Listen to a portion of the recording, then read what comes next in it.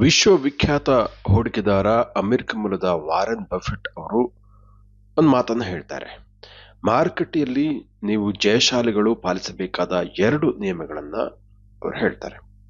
ಮೊದಲನೆಯ ನಿಯಮ, ಮಾರುಕಟ್ಟೆಯಲ್ಲಿ ಹಣವನ್ನ ಕಳೆದುಕೊಳ್ಳದಿರಿ. ಎರಡನೇ ನಿಯಮ ಏನಂದ್ರೆ, ಮೊದಲ ನಿಯಮವನ್ನ ಮರೆಯದಿರಿ ಅಂತ ಹೇಳ್ತಾರೆ. ನಿಮ್ಮ ಖಾತೆಯಲ್ಲಿ ಹೆಚ್ಚು ಹಣ ಇದ್ದಾಗಲೇ ಮತ್ತಷ್ಟು ಸಂಪಾದಿಸಬಲ್ಲ ಶಕ್ತಿ ಬರುತ್ತದೆ. ಆದ್ದರಿಂದ ಹಣವನ್ನ ಕಳೆದುಕೊಳ್ಳದಿರಿ ಅಂತ ಬಫೆಟ್ ಹೇಳ್ತಾರೆ. ನಷ್ಟ ಮಾಡಬೇಡಿ ಅನ್ನೋದೇನೋ ಸುಲಭ, ಆದರೆ ವ್ಯಾಪಾರ ಅಂದಮೇಲೆ ಲಾಭ ನಷ್ಟ ಇರುವಂತೆಯೇ ಹೂಡಿಕೆಯಲ್ಲೂ ನಷ್ಟ ಲಾಭ ಇದ್ದೇ ಇರುತ್ತದೆ. ಆದರೂ ಹೂಡಿಕೆಯ ಸಂಭವನೀಯ ಅಪಾಯವನ್ನ ಜೀರ್ಣಿಸಿಕೊಳ್ಳಲು ಸಿದ್ಧತೆ ಮಾಡಿಕೊಳ್ಳದವರು ಇನ್ವೆಸ್ಟ್ ಮಾಡೋದಿಲ್ಲ. ಹೀಗಾಗಿ ಸಂಬಳದಾರರು ತಿಂಗಳ ಕೊನೆಗೆ ಬರಿಗೈ ದಾಸರಾಗಿರ್ತಾರೆ. ಆದ್ದರಿಂದ ಅಮೆರಿಕದ ಖ್ಯಾತ ಹೂಡಿಕೆದಾರ ಬಫೆಟ್ ಹೇಳಿರುವಂತೆ, ಖರ್ಚುಗಳನ್ನೆಲ್ಲ ಮಾಡಿದ ಬಳಿಕ ಉಳಿತಾಯ ಮಾಡುತ್ತೇನೆ ಎಂದು ಹರಡದಿರಿ. ಅದರ ಬದಲಿಗೆ ಮೊದಲು ಉಳಿತಾಯ ಮಾಡಿ ಬಳಿಕ ಉಳಿಯುವ ಹಣವನ್ನ ಖರ್ಚು ಮಾಡಿರಿ. ಆದರೆ ಕೇವಲ ಉಳಿತಾಯ ಮಾಡುವುದರಿಂದ ಭವಿಷ್ಯದಲ್ಲಿ ಹೆಚ್ಚಿನ ಆದಾಯ ಗಳಿಸಲು ಸಾಧ್ಯವಾಗುವುದಿಲ್ಲ. ಏಕೆಂದರೆ ಪ್ರತಿ ವರ್ಷ ಹಣದುಬ್ಬರದ ಪರಿಣಾಮ ಉಳಿತಾಯದ ಮೌಲ್ಯ ಕಡಿಮೆ ಆಗ್ತಾ ಹೋಗುತ್ತೆ. ಆದ್ದರಿಂದ ಉಳಿತಾಯದ ಲಾಭವನ್ನ ಹೆಚ್ಚಿಸಲು ಹೂಡಿಕೆಯನ್ನ ಮಾಡಬೇಕಾಗುತ್ತೆ. ಜನರು ಬ್ಯಾಂಕ್ಗಳಲ್ಲಿ ದೊರೆಯುವ ನಿಶ್ಚಿತ ಠೇವಣಿ ಅಥವಾ ಫಿಕ್ಸಡ್ ಡೆಪಾಸಿಟ್, ಅಂಚೆ ಇಲಾಖೆಯ ಉಳಿತಾಯ ಯೋಜನೆಗಳು, ಪಿಪಿಎಫ್, ಮ್ಯೂಚುವಲ್ ಫಂಡ್, ಶೇರ್ ಇತ್ಯಾದಿಗಳಲ್ಲಿ ಹೂಡಿಕೆ ಮಾಡ್ತಾರೆ. ಹೂಡಿಕೆಯು ನಿಮ್ಮ ದೀರ್ಘಾವಧಿಯ ಹಣಕಾಸು ಅಗತ್ಯಗಳನ್ನು ಪೂರೈಸುತ್ತದೆ. ಕೆಲವು ಬಗೆಯ ಹೂಡಿಕೆಗಳಲ್ಲಿ ಅಪಾಯ ಹೆಚ್ಚಿದ್ದರೂ ಲಾಭವೂ ಹೆಚ್ಚು ಇರುತ್ತದೆ. ಸುರಕ್ಷಿತ ಹೂಡಿಕೆಯಲ್ಲಿ ಆದಾಯ ಕೂಡ ಕಡಿಮೆಯಾಗುತ್ತದೆ. ಭಾರತದಲ್ಲಿ ಸುಮಾರು 1920ರ ತನಕ ಬಹುತೇಕ ವಸ್ತುಗಳ ಬೆಲೆಗಳಲ್ಲಿ ಪ್ರತಿ ವರ್ಷ ಅಂಥ ಏರಿಕೆ ಆಗ್ತಾ ಇರಲಿಲ್ಲ. ಆದರೆ 1950ರ ನಂತರ ವಾರ್ಷಿಕ ಬೆಲೆ ಏರಿಕೆಯ ಪ್ರಮಾಣ ಕ್ರಮೇಣವಾಗಿ ಏರ್ತಾ ಬಂತು. ಕಳೆದ ಕೆಲ ದಶಕಗಳಿಂದ ದರ ಹೆಚ್ಚಳ ಮತ್ತಷ್ಟು ವೇಗವಾಗಿದೆ. ಉದಾಹರಣೆಗೆ 70ರ ದಶಕದಲ್ಲಿ ಸಿನಿಮಾ ಟಿಕೆಟ್ ದರ ₹5ಗಿಂತಲೂ ಕಡಿಮೆ ಇತ್ತು. ಈಗ 200-300 ರೂಪಾಯಿಗೆ ಏರಿಕೆಯಾಗಿದೆ. ತಿಂಗಳಿಗೆ ₹400-500 ಸಂಬಳದಲ್ಲಿ ಜೀವನ ನಡೆಸಿದವರು ಇದ್ದಾರೆ. ಅದೇ ಕೆಲಸಕ್ಕೆ ಈಗ 25,000-30,000 ರೂಪಾಯಿ ವೇತನ ಇರಬಹುದು. ಅದಕ್ಕೆ ಕಾರಣ ಹಣದುಬ್ಬರ. ಆದ್ದರಿಂದ ಹೆಚ್ಚು ಆದಾಯ ಗಳಿಸಲು ಹಣದುಬ್ಬರಕ್ಕಿಂತ ಹೆಚ್ಚು ಗಳಿಸಬೇಕು. ಉದಾಹರಣೆಗೆ, ನಿಮ್ಮ ಬ್ಯಾಂಕ್ ನೀವು ಇಡುವ ಠೇವಣಿಗೆ 7% ಬಡ್ಡಿ ನೀಡುತ್ತದೆ ಅಂತ ಇಟ್ಕೊಳ್ಳಿ. ಹಣದುಬ್ಬರ 4% ಇದ್ದರೆ ನಿಜವಾಗಿ ನಿಮಗೆ ಸಿಗುವ ಲಾಭ 3% ಮಾತ್ರ. ಒಂದು ವೇಳೆ ಹಣದುಬ್ಬರ 7% ಇದ್ದು ನಿಮ್ಮ ಹೂಡಿಕೆ ಕೇವಲ 4% ಬಡ್ಡಿಯನ್ನ ಕೊಡ್ತಾ ಇದೆ, ಬ್ಯಾಂಕ್ ಕೊಡ್ತಾ ಇದೆ ಅಂತ ಇದ್ರೆ, ಅಂತ ಕಡೆ ಹೂಡಿಕೆ ಇಡುವುದರಿಂದ ನಿಮಗೆ ಲಾಭ ಬಿಡಿ 3% ನಷ್ಟವೇ ಆಗುತ್ತೆ. ವಾಸ್ತವವಾಗಿ ನಿಮ್ಮ ಹೂಡಿಕೆ ಯೋಜನೆಯಲ್ಲಿ ಒಂದೊಂದೇ ಹಂತದ ಪ್ರಕ್ರಿಯೆಗಳು ಇರುತ್ತವೆ. ಅವುಗಳನ್ನು ತಿಳಿಯೋಣ ಬನ್ನಿ. ಮೊದಲನೇದಾಗಿ ಪೂರ್ವ ಸಿದ್ಧತೆ ಹೇಗಿರಬೇಕು ಅಂತ. ಹೂಡಿಕೆಯನ್ನು ಆರಂಭಿಸುವುದಕ್ಕೆ ಮುನ್ನ ಒಂದಷ್ಟು ಹಣಕಾಸು ಪರಿಸ್ಥಿತಿ ಬಗ್ಗೆ ಆಲೋಚನೆ ಮಾಡಿ. ಇಲ್ಲದಿದ್ದರೆ ನಿಮ್ಮ ಗುರಿ ಸಾಧನೆಗೆ ಏನು ಮಾಡಬೇಕು ಎಂಬುದು ಗೊತ್ತಾಗುವುದಿಲ್ಲ. ಈ ಅಂಶಗಳನ್ನು ಪರಿಗಣಿಸಿ. ನೋಡಿ, 4 ಪಾಯಿಂಟ್ಗಳಿದೆ. ನಿಮ್ಮನ್ನು ಅವಲಂಬಿಸಿ ಎಷ್ಟು ಮಂದಿ ಇದ್ದಾರೆ? ಮೊದಲನೇ ಪ್ರಶ್ನೆ. ಎರಡನೇದು, ನಿಮ್ಮ ಈಗಿನ ಸಾಲಗಳು ಯಾವುದು? ಮೂರನೇದು, ನಿಮ್ಮ ಮಾಸಿಕ ಆದಾಯ ಎಷ್ಟಿದೆ? ನಾಲ್ಕನೇದು, ನೀವೆಷ್ಟು ತೆರಿಗೆ ಕಟ್ತಾ ಇದ್ದೀರಿ, ಅದರಲ್ಲಿ ಎಷ್ಟು ಉಳಿತಾಯ ಮಾಡಬಹುದು? ಈ ಮೇಲಿನ ಈ ಪ್ರಶ್ನೆಗಳಿಗೆ ಉತ್ತರವನ್ನ ಮನನ ಮಾಡಿದ ಬಳಿಕ ನಿಮ್ಮ ಹಣಕಾಸು ಗುರಿಗಳನ್ನ ನಿಗದಿಪಡಿಸಿಕೊಳ್ಳಿ. ನಿಮ್ಮ ಹಣಕಾಸು ಗುರಿಗಳು ನಿರ್ದಿಷ್ಟವಾಗಿರಬೇಕು. ಅಳತೆಗೆ ಸಿಗುವ ಹಾಗಿರ್ಲಿ, ಸಾಧ್ಯವೆನಿಸುವ ಹಾಗೆ ಇರಲಿ, ಕಾಲದ ಮಿತಿ ಇರಲಿ. ಅಲ್ಪಾವಧಿಯ ಗುರಿಗಳು 1 ವರ್ಷದ್ದಾಗಿದ್ದರೆ 1 ವರ್ಷಕ್ಕಿಂತ ಹೆಚ್ಚಿನದ್ದು ಮಧ್ಯಮ ಅವಧಿ ಹಾಗೂ 5 ವರ್ಷಕ್ಕೂ ಮೇಲ್ಪಟ್ಟದ್ದು ದೀರ್ಘಾವಧಿಯ ಗುರಿಗಳಾಗುತ್ತೆ. ಎಲ್ಲ ಗುರಿಗಳನ್ನ ಒಮ್ಮೆಲೆ ಸಾಧಿಸಲು ಸಾಧ್ಯವಾಗುವುದಿಲ್ಲ. ಆದ್ದರಿಂದ ಆದ್ಯತೆಯ ಮೇರೆಗೆ ಕೈಗೆತ್ತಿಕೊಳ್ಳಿ.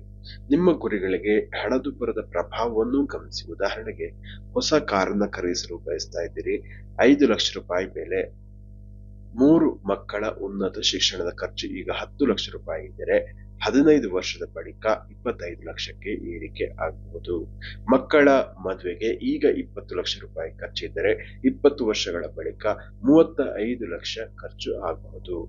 ಹೀಗೆ ಲೆಕ್ಕಾಚಾರ ಮಾಡಿ. ಹೂಡಿಕೆಗೆ ಸಂಬಂಧಿಸಿದ ಆಸ್ತಿಗಳನ್ನ ಈಕ್ವಿಟಿ, ನಿಶ್ಚಿತ ಆದಾಯ ಅಂದ್ರೆ ಫಿಕ್ಸೆಡ್ ಡೆಪಾಸಿಟ್ ಇತ್ಯಾದಿ, ರಿಯಲ್ ಎಸ್ಟೇಟ್, ಸರಕುಗಳು, ಗೂಡ್ಸ್ ಮತ್ತು ನಗದು, ಕ್ಯಾಶ್ ಅಂತ ಸ್ಥೂಲವಾಗಿ ವರ್ಗೀಕರಿಸಬಹುದು. ಈಕ್ವಿಟಿ ಅಂದ್ರೆ ಶೇರ್ ಮ್ಯೂಚುವಲ್ ಫಂಡ್ಗಳು, ನಿಶ್ಚಿತ ಆದಾಯ ಅಥವಾ ಫಿಕ್ಸ್ಡ್ ಡೆಪಾಸಿಟ್ ಸಾಧನಗಳಲ್ಲಿ ಬ್ಯಾಂಕ್ ಎಫ್ಡಿ ಬರುತ್ತೆ, ಕಾರ್ಪೊರೇಟ್ ಕಂಪನಿಗಳ ಎಫ್ಡಿ ಮುಂತಾದವು ಬರುತ್ತೆ. ರಿಯಲ್ ಎಸ್ಟೇಟ್ ಅಲ್ಲಿ ಮನೆ, ಫ್ಲಾಟು, ಜಮೀನು, ಸೈಟ್ಗಳು, ಬಾಡಿಗೆ ಮನೆ ಇದೆಲ್ಲ ಬರುತ್ತೆ. ಸರಕುಗಳಲ್ಲಿ ಚಿನ್ನ, ಬೆಳ್ಳಿ, ಇತರ ಲೋಹಗಳು ಬರುತ್ತೆ. ನಗದು ನಿಮ್ಗೆ ಗೊತ್ತೇ ಇದೆ, ಕ್ಯಾಶ್ ನಿಮ್ ಕೈಯಲ್ಲಿರುವಂತದ್ದು. ಈಗ ನೀವು ಯಾವುದರಲ್ಲಿ ಹೂಡಿಕೆ ಮಾಡಿದ್ರೆ ನಿಮ್ಮ ಹಣಕಾಸು ಗುರಿಗಳನ್ನು ಸಾಧಿಸಬಹುದು ಎಂಬ ಲೆಕ್ಕಾಚಾರವನ್ನು ಮಾಡಿ. ಹೀಗಿದ್ದರೂ ಹೂಡಿಕೆ ಮಾಡಿದೊಡನೆಯೇ ಕೆಲಸಗಳು ಮುಗಿಯುವುದಿಲ್ಲ. ನಿಯಮಿತವಾಗಿ ಅದನ್ನ ಪರಿಶೀಲನೆ ಮಾಡ್ತಾ ಇರ್ಬೇಕು. ಎಷ್ಟೋ ಮಂದಿ ಉತ್ಸಾಹದಲ್ಲಿ ಆರಂಭ ಮಾಡ್ತಾರಾದ್ರೆ ಕೆಲವು ತಿಂಗಳಲ್ಲೇ ಕೈ ಬಿಡ್ತಾರೆ. ಅದರಿಂದ ಗುರಿ ಮುಟ್ಟಲು ಸಾಧ್ಯ ಆಗೋದಿಲ್ಲ. ನಿಮ್ಮ ಲೆಕ್ಕಾಚಾರ ಪ್ರಕಾರ ಎಲ್ಲವೂ ನಡೀತಾ ಇದೆಯೇ ಅಂತ ಪರಿಶೀಲನೆ ಮಾಡ್ಲಿಕ್ಕೆ ಮರಿಬೇಡಿ. ವಾರೆನ್ ಬಫೆಟ್ ಒಂದು ಮಾತನ್ನು ಹೇಳ್ತಾರೆ, ನೀವು ಮಲಗಿರುವಾಗಲೂ ನಿಮ್ಮ ಹಣ ಬೆಳೆಯುತ್ತಿರಬೇಕು. ಅಂತಹ ಮಾರ್ಗವನ್ನ ನೀವು ಕಂಡುಕೊಳ್ಳದೇ ಇದ್ದರೆ ಸಾಯುವ ತನಕ ದುಡಿಬೇಕಾಗುತ್ತೆ ಅಂತ ಹೇಳ್ತಾರೆ. ಹಾಗಾದ್ರೆ ಯಶಸ್ವಿ ಹೂಡಿಕೆಗೆ 10 ಬಂಗಾರದಂತಹ ಸೂತ್ರಗಳು ಯಾವುದು ಅಂತಂದ್ರೆ, ಮೊದಲನೇದು, ಸಂಪಾದನೆಗೆ ಶುರು ಮಾಡಿದ ಬಳಿಕ ತಡ ಮಾಡದೆ ಉಳಿತಾಯ ಮಾಡಲು ಆರಂಭಿಸಿ. ಎರಡನೇದು, ತುರ್ತು ಸಂದರ್ಭಗಳಿಗೆ ಅವಶ್ಯವಿರುವ ತುರ್ತು ನಿಧಿಯನ್ನ ಹೊಂದಿಸಿಟ್ಟುಕೊಳ್ಳಿ. ಮೂರನೇದು, ಸಾಕಷ್ಟು ವಿಮೆಯ ಕವರೇಜ್ ಪಡೆಯಿರಿ. ಹೂಡಿಕೆಗೂ ಸಾಧ್ಯವಾದಷ್ಟು ಬೇಗ ತೊಡಗಿಸಿಕೊಳ್ಳಿ. ಐದನೇದು, ಮಾರುಕಟ್ಟೆಯ ಏರಿಳಿತಕ್ಕೆ ಚಿಂತೆ ಬೇಡ, ನಿಯಮಿತ ಹೂಡಿಕೆ ಇರಲಿ. ಆರನೇದು, ದೀರ್ಘಾವಧಿಗೆ ಹೂಡಿಕೆ ಮುಂದುವರಿಯಲಿ. ಏಳನೇದು, ವೈವಿಧ್ಯಮಯ ಹೂಡಿಕೆ ಚಾಲ್ತಿಯಲ್ಲಿರಲಿ. ಎಂಟನೇದು, ನಿಮಗೆ ತಿಳಿಯದೇ ಇರುವುದರ ಕಡೆಯಲ್ಲಿ ಇನ್ವೆಸ್ಟ್ ಮಾಡ್ಲಿಕ್ಕೆ ಹೋಗಬೇಡಿ. ಒಂಬತ್ತನೇದು, ಹೂಡಿಕೆಯಲ್ಲಿ ಬರುವ ಲಾಭದಲ್ಲಿ ಮತ್ತೆ ಹೂಡಿಕೆ ಮಾಡಿ, ಅಂದ್ರೆ ಇನ್ವೆಸ್ಟ್ ಮಾಡಿ. ಹತ್ತನೇದು, ನಿಯಮಿತವಾಗಿ ಇನ್ವೆಸ್ಟ್ಮೆಂಟ್ಗಳನ್ನ ಗಮನಿಸ್ತಾ ಇರಿ. ಇಷ್ಟು 10 ಪಾಯಿಂಟ್ಗಳನ್ನ ಯಾವತ್ತೂ ಗಮನಿಸಿ. ಮಾರುಕಟ್ಟೆಗಳು ಹೇಗೆ ಕೆಲಸ ಮಾಡುತ್ತೆ, ಅವುಗಳ ಏರಿಳಿತಗಳ ಸಂದರ್ಭದಲ್ಲಿ ಏನ್ ಮಾಡಬೇಕು ಎಂಬುದನ್ನ, ಏನ್ ಮಾಡಬಾರದು ಎಂಬುದನ್ನು ಕೂಡ ತಿಳಿಯುವಂಥದ್ದು ಬಹಳ ಇಂಪಾರ್ಟೆಂಟ್. ಹಿಂದು ಮುಂದೆ ಯೋಚಿಸದೆ ನಿಜಕ್ಕೂ ಅವಶ್ಯಕತೆ ಇದೆಯಾ ಇಲ್ಲವೇ ಎಂಬುದನ್ನು ಲೆಕ್ಕಿಸದೆಯೇ ಮಾಡುವ ಖರ್ಚುಗಳಿಂದಾಗಿ ನಿಮ್ಮ ಉಳಿತಾಯ ಹೂಡಿಕೆ ಎರಡೂ ಕೂಡ ದಿಕ್ಕಾಪಾಲಾಗುತ್ತೆ. ನಿಮ್ಮ ಸ್ನೇಹಿತರು, ಬಂಧುಗಳು ಖರೀದಿಸಿದ್ದಾರೆ ಎಂಬ ಏಕೈಕ ಕಾರಣಕ್ಕೆ ನೀವೊಂದು ಅದೇ ಶೇರ್ ತಗೊಳ್ಳುವಂಥದ್ದು, ಅದೇ ಬ್ರ್ಯಾಂಡ್ ಕಾರ್ ತಗೊಳ್ಳುವಂಥದ್ದು, ಅದೇ ಮ್ಯೂಚುವಲ್ ಫಂಡು, ಅದೇ ಫ್ಲಾಟ್ ಮಾಡಬೇಕಾಗಿಲ್ಲ. ನಿಮ್ಮ ಅಗತ್ಯ, ಆದ್ಯತೆಗಳು, ನಿಮ್ಮ ಗುರಿಗಳು ಬೇರೆಯೇ ಇರುತ್ತೆ. ಒಬ್ಬೊಬ್ಬರಿಗೂ ಒಂದೊಂದು ರೀತಿ ಇರುತ್ತೆ. ಆದ್ದರಿಂದ ವಿವೇಚನೆಯಿಂದ ಹೂಡಿಕೆ ಮಾಡಿರಿ, ಅಂಧಾನುಕರಣೆಗೆ ಹೋಗಬೇಡಿ. ಹೂಡಿಕೆಯಲ್ಲಿ ದಿನ ಬೆಳಗಾದ್ರೆ ಲಾಭ ಬರುತ್ತೆ ಎಂಬ ಭ್ರಮೆಯನ್ನು ಕೂಡ ಬಿಟ್ಬಿಡಿ. ತಾಳ್ಮೆಯಿಂದ ಹೂಡಿಕೆ ಮಾಡುವ ವ್ಯಕ್ತಿ ಮಾತ್ರ ಮಾರುಕಟ್ಟೆಯಲ್ಲಿ ಗೆಲ್ಲಲು ಸಾಧ್ಯ ಎಂಬ ವಾರೆನ್ ಬಫೆಟ್ ಅವರ ಮಂತ್ರವನ್ನ ಮರಿಬೇಡಿ. ಗೊತ್ತು ಗುರಿ ಇಲ್ಲದೆ ಅಂದಾಜಿಗೆ ಗುಂಡು ಹೊಡೆದಂತೆ ಹೂಡಿಕೆ ಮಾಡೋದು ಕೂಡ ಬೇಡ. ಎಲ್ಲಿ ಹೂಡಿಕೆ ಮಾಡ್ತಾ ಇದ್ದೀರಿ, ಯಾವ ಆಸ್ತಿಯನ್ನ ಆಯ್ಕೆ ಮಾಡ್ತಾ ಇದ್ದೀರಿ ಎಂಬುದರ ಬಗ್ಗೆ ಬಹಳ ಸ್ಪಷ್ಟವಾಗಿ ಸಾಧ್ಯವಾದಷ್ಟು ತಿಳಿಯಿರಿ. ನಿಮ್ಮ ಹೂಡಿಕೆಯ ಸುರಕ್ಷತೆ, ಆದಾಯದ ಅಂದಾಜು, ರಿಸ್ಕ್ ಪ್ರಮಾಣ ಎಲ್ಲವನ್ನ ಕೂಲಂಕಷವಾಗಿ ಪರಿಶೀಲಿಸಿದ ಬಳಿಕ ನಿರ್ಧಾರ ತೆಗೆದುಕೊಳ್ಳಿ. ಹೂಡಿಕೆ ಅಂದ್ರೆ ಸ್ಪೆಕ್ಯುಲೇಷನ್ ಅಲ್ಲ, ಅದು ಲಾಂಗ್ ಟರ್ಮ್ನದ್ದು ಎಂಬುದನ್ನ ಯಾವತ್ತೂ ಮರಿಬೇಡಿ. ಷೇರುಗಳಲ್ಲಿ ಹೂಡಿಕೆ ಮಾಡುವಾಗ ಅದರ ಮಾಲೀಕರಂತ ಆಲೋಚನೆ ಮಾಡಿ. ಒಂದು ಬಿಸ್ನೆಸ್ ನಲ್ಲಿ ಹೂಡಿಕೆ ಮಾಡ್ತಾ ಇರಿ, ಅದು ಕೇವಲ ಸ್ಟಾಕ್ಸ್ ಅಲ್ಲ ಎಂಬ ವಿವೇಕ ಜಾಗೃತ ಆಗಲಿ. ಆಗ ಷೇರುಗಳ ಬಗ್ಗೆ ಎಚ್ಚರಿಕೆಯಿಂದ ನೀವು ಅಧ್ಯಯನ ಶುರು ಮಾಡ್ತೀರಿ. ತಿಳಿದುಕೊಂಡು ಮೌಲ್ಯಯುತವಾದ ಹೂಡಿಕೆಯನ್ನ ಮಾಡಲಿಕ್ಕೆ ಶುರು ಮಾಡ್ತೀರಿ. ಸ್ಟಾಕ್ಗಳಲ್ಲಿ ಹೂಡಿಕೆ ಅಂದ್ರೆ ಜೂಜಾಟ ಅಲ್ಲ, ಅದೊಂದು ಪಕ್ಕಾ ಬಿಸ್ನೆಸ್. ಒಂದು ಬಿಸ್ನೆಸ್ನ ಚೂರು ಮಾಲೀಕತ್ವ ಇಲ್ಲಿ ನಿಮ್ಮದಾಗುತ್ತೆ. ಅನೇಕ ಮಂದಿ ಹೂಡಿಕೆಯನ್ನೇನೋ ಮಾಡ್ತಾರೆ, ಆದ್ರೆ ಅದಕ್ಕೊಂದು ಪ್ಲಾನ್ ಇರಬೇಕಾಗುವುದು ಕೂಡ ಬಹಳ ಮುಖ್ಯ. ಸರಿಯಾದ ಸಾಧನದಲ್ಲಿ ಹೂಡಿಕೆ ಆಗಿರ್ಬೇಕು. ಅಷ್ಟೇ ಸಾಲದು, ಹಣಕಾಸು ಮಾರುಕಟ್ಟೆ ಹೇಗೆ ಕೆಲಸ ಮಾಡುತ್ತೆ ಅದನ್ನು ಕೂಡ ತಿಳಿಬೇಕಾಗುತ್ತೆ. ಯಾವುದೇ ಗೊತ್ತು ಗುರಿ ಇಲ್ಲದೆ ಹಣವನ್ನ ಖರ್ಚು ಮಾಡುವುದು ಕೂಡ ಯಾವತ್ತೂ ಸರಿಯಾದ ಕ್ರಮವಲ್ಲ ಎಂಬ ತಿಳುವಳಿಕೆ ಇರುವವರು ದುಡ್ಡನ್ನ ಪೋರು ಮಾಡಲು ಹೋಗಲ್ಲ. ರತನ್ ಟಾಟಾ ಅವರು ಆಗರ್ಭ ಶ್ರೀಮಂತ ಉದ್ಯಮಿ.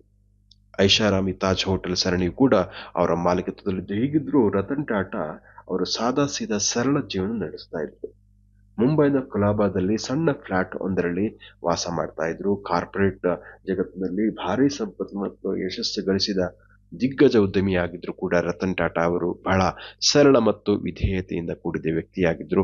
ಆಡಂಬರಗಳಿಗೆ ಅವರಲ್ಲಿ ಆಸ್ಪದ ಇರಲಿಲ್ಲ. ವಿಮಾನ ಪ್ರಯಾಣದ ವೇಳೆ ಕೂಡ ಬಿಸಿನೆಸ್ ಕ್ಲಾಸ್ ಬದಲಿಗೆ ಇಕಾನಮಿ ಕ್ಲಾಸ್ ಅನ್ನ ಬಳಸ್ತಾ ಇದ್ರು. ಹಾಗಂತ ಅವ್ರು ಮನಸ್ಸು ಮಾಡಿದ್ರೆ ಖಾಸಗಿ ಐಷಾರಾಮಿ ಜೆಟ್ ವಿಮಾನದಲ್ಲಿ ಆರಾಮಾಗಿ ಹೋಗಿ ಬಂದು ಮಾಡ್ಬೋದಿತ್ತು, ಆದ್ರೆ ಅವ್ರು ಮಾಡಿಲ್ಲ. ಅಷ್ಟು ಸರಳ ವ್ಯಕ್ತಿತ್ವ ಅವರದಾಗಿತ್ತು. ಇದು ನಮಗೆ ಎಲ್ಲ ಮಾದರಿ ಆಗ್ಬೇಕಾದ್ದು. ಅದೇ ರೀತಿ ಭಾವನಾತ್ಮಕವಾಗಿ ಹೂಡಿಕೆ ಅಥವಾ ಖರ್ಚುಗಳ ನಿರ್ಣಯವನ್ನ ಕೈಗೊಳ್ಳಬಾರ್ದು. ಅನೇಕ ಮಂದಿ ಕೇವಲ ಪ್ರತಿಷ್ಠೆಗೋಸ್ಕರ ಲಕ್ಷಾಂತರ ರೂಪಾಯಿ ಬೆಲೆ ಬಾಳುವ ಕಾರುಗಳನ್ನು ಖರೀದಿಸ್ತಾರೆ. ಬೆಂಗಳೂರಿನ ನಗರದಲ್ಲೇ ಅಂತಹ ಕಾರುಗಳನ್ನು ನಿಲ್ಲಿಸಲಿಕ್ಕೆ ಸರಿಯಾದ ಪಾರ್ಕಿಂಗ್ ವ್ಯವಸ್ಥೆ ಕೂಡ ಇಲ್ಲ. ರೋಡ್ ಸೈಡ್ ಅಲ್ಲೇ 25-30 ಲಕ್ಷ ಕಾರುಗಳು ನಿಂತಿರ್ತವೆ. ಆದ್ರೂ ಜನ ಪ್ರತಿಷ್ಠೆಗೆ ಬಿದ್ದು ಅವಶ್ಯಕತೆ ಇಲ್ಲದೆ ಇದ್ರು, ಪಾರ್ಕಿಂಗ್ ಸಮಸ್ಯೆ ಇದ್ರು ಕಾರನ್ನ ಕೊಳ್ತಾರೆ. ಇದು ಅವರ ಮಾಸಿಕ ಬಜೆಟ್ ಮೇಲೆ ನೇರವಾಗಿ ಪರಿಣಾಮ ಬೀರುವಂತ ಸಾಧ್ಯತೆಯೂ ಇರುತ್ತೆ. ಇದು ಭಾವನಾತ್ಮಕ ಖರ್ಚು ವೆಚ್ಚಗಳಿಂದ ಉಂಟಾಗುವ ಅನಾಹುತಕ್ಕೊಂದು ಉದಾಹರಣೆಯಷ್ಟೇ. ಯಶಸ್ವಿ ಹೂಡಿಕೆಗೆ ಇದಮಿತ್ತಂ ಎನ್ನುವ ಗ್ಯಾರಂಟಿ ಸೂತ್ರಗಳನ್ನು ನೀಡಲು ಅಸಾಧ್ಯವಾದ್ರೂ ಕೂಡ ಮಾರುಕಟ್ಟೆಯ ಸ್ವರೂಪವನ್ನು ಅರ್ಥ ಮಾಡಿಕೊಳ್ಳಲು ಈ ಸೂತ್ರಗಳು ಸಹಾಯ ಆಗುತ್ತೆ.